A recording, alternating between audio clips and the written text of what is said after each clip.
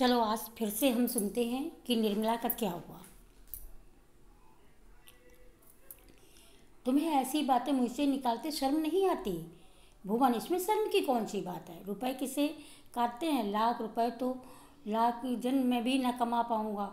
इस साल पास भी हो गया तो कम से कम 5 साल तक रुपए की सूरत न नजर आएगी। फिर 200 रुपए कमाने लगूंगा। 5-6 साल पहुँचते पहुँचते उम्र के 3 भाग बीत जाएंगे। रुपए जमा करने की नौबत ना आएगी। दुनिया का कुछ मज़ा ना उठा सकूंगा। किसी धनी लड़की से शादी हो जाती तो चैन से कटती।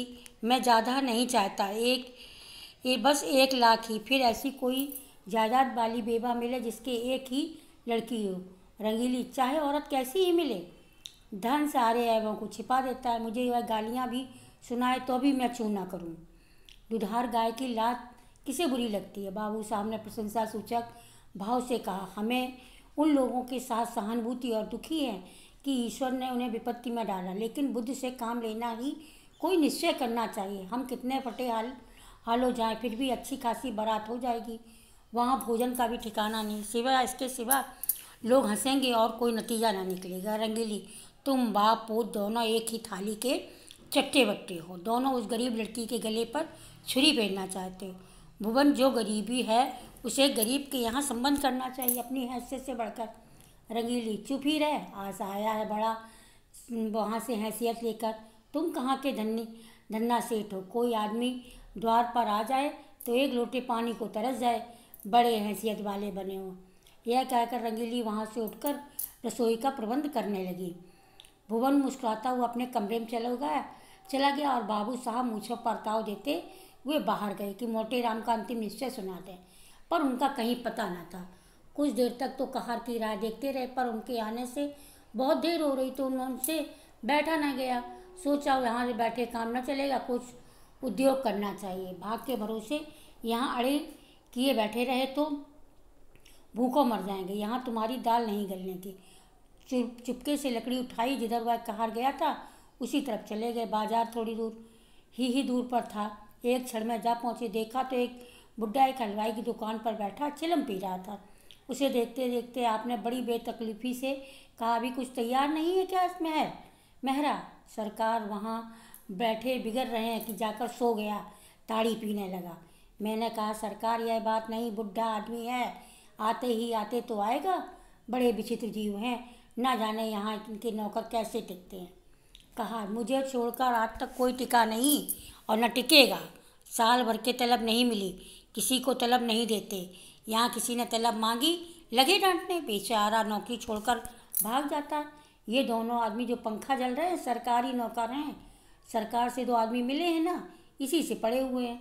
मैं भी सोचता हूँ जैसा तेरा बाना वैसी मेरी भरनी।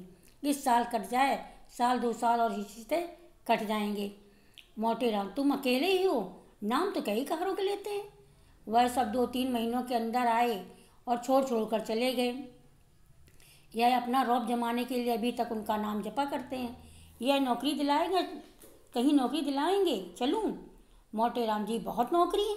कहार तो आजकल ढूंढे नहीं मिलते। तुम तो पुराने आदमी हो, तुम्हारे नौकरी क्या कमी? यहाँ कोई ताज़ी चीज़ है? मुझे कहने लगे खिचड़ी बनाएंगे या बाटी लगवाएंगे। मैंने कह दिया, सरकार बुढ़ा आदमी है, रात को उसके मेरा भोजन बनवाने से कष्ट होगा। मैं कुछ ही बाजार से ही खा लूँगा, इसकी आप चिंता न करें। बोले, अच्छी बात। कहा, आपको दुकान पर मिलेगा? बोले, साहब जी कुछ तरमाल तैयार है, लड्डू ताज़े मालूम होते हैं, तोल दो 1 सेर भर, आ जाऊँ कहीं वहीं ऊपर पर। कहकर मोटेराम हलवाई भी दुकान पर जा बैठे और तरमाल चखने लगे। खूब चक्कर खाया, 2.5-3 सेर चट कर गए। जा खाते खाते हलवाई की तारीफ करते जाते, साहब जी तुम्हारी दुकान जैसा नाम सुना वैसा माल भी, बनारस वाले ऐसे रसगुल्ले नहीं बना पाते, कलाकंद अच्छी बनाते हो, पर्व तुम्हारी ऊँची बुरी नहीं, माल डालने हैं, ये अच्छी चीज़ नहीं बन जाती, विद्या चाहिए। हलवाई, कुछ और लीजिए महाराज, थोड़ी सी रबड़ी मेरी तरफ से लीजिए। मोटेराम, इच्छा तो नहीं है लेकिन दे दो पाव भर। हलवाई, पाव भर क्या लीजिएगा, अच्छी चीज़ है, आधा सेर तो लीजिए। खूब इच्छापूर्व भोजन करके पंडित जी ने थोड़ी देर तक बाजार की सैर की और 9 बजते बजते मकान पर आए। वहाँ सन्नाटा छाया हुआ था, एक लालटेन जल रही थी। अब चबूतरे पर बिस्तर जमाया, सो गए। सवेरे अपने नियमानुसार कोई 8 बजे देखा कि बाबू साहब टहल रहे हैं। उनको जगह देखकर वह पाय लगन कर बोले, महाराज आज रात कहाँ चले गए थे? मैं बड़ी देर तक आपकी राह देखता रहा। भोजन का सब सामान बड़ी देर तक रखा रहा, आप ना आए तो रखवा दिया यहाँ। आपने कुछ भोजन किया या नहीं? हलवाई की दुकान से कुछ खा आया था। भाल, अच्छी पूरी मिठाई से कुछ आनंद कहाँ, जो बाटी और दाल में है। 10-12 आने खर्च हो गए होंगे, फिर भी पेट ना भरा होगा। आप मेरे मेहमान हैं, जितने पैसे लगे हों ले लीजिएगा। आप ही के हलवाई की दुकान पर खाया था, जो नुक्कड़ पर बैठता है। कितने पैसे देने पड़े? आपके हिसाब में लिखवा दिए। भाल, जितनी मिठाइयाँ ली हों मुझे बता दीजिए, नहीं तो पीछे से बेईमानी करने लगेगा। एक ही ठग है, कोई 2.5 सेर मिठाई और आधा सेर रबड़ी। बाबू साहब ने विस्फारित नेत्रों से पंडित जी को देखा, मानो कोई अचंभे की बात सुनी हो। 3 सेर तो कभी यहाँ महीने भर टोटल भी ना होता, या महाशय एक ही बार में कोई 4 रुपए का माल उड़ा गए। अगर 1 आध दिन और रहे तो यहाँ बैठ जाएगी। पेट है या शैतान की कब्र? 3 सेर कुछ ठिकाना है? उद्युक्त दराज में दौड़े और अंदर गए और बोले, रंगीली से बोले, कुछ सुनती हो? महाशय का कल 3 सेर की मिठाई उड़ा गए। 3 सेर पक्की तौल लग। रंगीली बाई ने विस्फारित होकर कहा, अजी नहीं, 3 सेर भला क्या खाएगा, आदमी है या बैल? भाल, 3 सेर तो अपने मुँह से कह रहा है, 4 सेर से कम ना होगा, पक्की तौल। रंगीली, पेट से सनीचर है क्या? आज और रह गया तो 6 शेर पर हाथ फेरेगा। रंगीली, तो आज रही क्यों? खत का जवाब देकर विदा करो। साफ कह देना कि हमारे यहाँ मिठाई मुफ्त नहीं, खिचड़ी बनाना है तो बनाए, नहीं तो अपनी राह लें। जितने ऐसे पेटुओं को खिलाने से मुक्ति मिलती है वे खिलाएं, हमें ऐसी मुक्ति नहीं चाहिए। मगर पंडित विदा होने को तैयार बैठे थे, इसलिए बाबू साहब को कौशल से काम लेने की ज़रूरत ना पड़े। क्या तैयारी कर ली महाराज? हाँ सरकार, अब चलूँगा, 9 बजे की गाड़ी है ना। भाड़, अच्छा तो और रहिए। यह कहते कहते बाबू को भय हुआ कहीं महाराज सचमुच ना रह जाएं, इसलिए वाक्य को यूँ ही पूरा किया। और वह भी लोग अपना इंतज़ार कर रहे होंगे। 1-2 नहीं तो कोई और बात नहीं थी। विचार यही था कि त्रिवेणी का स्नान करूँगा, पर बुरा न मानिए कहूँ, आप लोगों को ब्राह्मणों के प्रति लेश मात्र भी श्रद्धा नहीं। हमारे जजमान हैं जो हमारा मुँह देखते रहते हैं। पंडित जी कोई आज्ञा दें तो हमारा पालन करें। हम उनके द्वार पर पहुंच जाएं तो अपना धन्य भाग समझते हैं, और सारा घर छोटे से बड़े हमारी सेवा कर सत्कार में मग्न हो जाता है। जहाँ अपना आदर नहीं, वहाँ एक पल भी ठहरना असहाय है। जहाँ ब्राह्मण का आदर नहीं, वहाँ कल्याण भी नहीं हो सकता। भाल, हमसे तो ऐसा अपराध नहीं हुआ। अपराध नहीं हुआ? अपराध कहते किसे हैं? अभी आप ही ने घर से जाकर कहा कि यह महाशय 3 से मिठाई चट कर गए, मक्की पक्की तौल। आपने अभी खाने वाले को देखे, कहा एक बार खिलाएं तो आंखें खुल जाएं। ऐसे ऐसे महापुरुष पड़े जो पसेरी भर मिठाई खा जाएं और डकार ना ले। 1-1-2 मिठाई खाने के लिए हमारी चिरौरी की जाती है, रुपए दिए जाते हैं। हम भिक्षुक ब्राह्मण नहीं जो आपके द्वार पर पड़े रहें। आपका नाम सुनकर आए थे, या न जानते थे यहाँ मेरे भोजन के भी लाले पड़ेंगे। जाइए, भगवान आपका कल्याण करे। बाबू साहब का ऐसे झेपे कि मुँह से बात ना निकली, और जिंदगी भर से उनसे कभी फटकार ना मिली थी। बहुत बातें बनाई, अपनी चर्चा न की, दूसरे महाशय की बात की, लेकिन क्रोध शांत ना हुआ। सब कुछ सह सकते थे, अपने पेट की निंदा नहीं। औरतों को रूप की निंदा जितनी अप्रिय लगती है ना, उससे कहीं अधिक अप्रिय पुरुषों को अपने पेट की निंदा लगती। बाबू साहब मानते थे, पर धड़का भी गया और टिक ना सकी। उनकी कृपता का पर्दा खुल गया था, अब इसमें संदेह न था।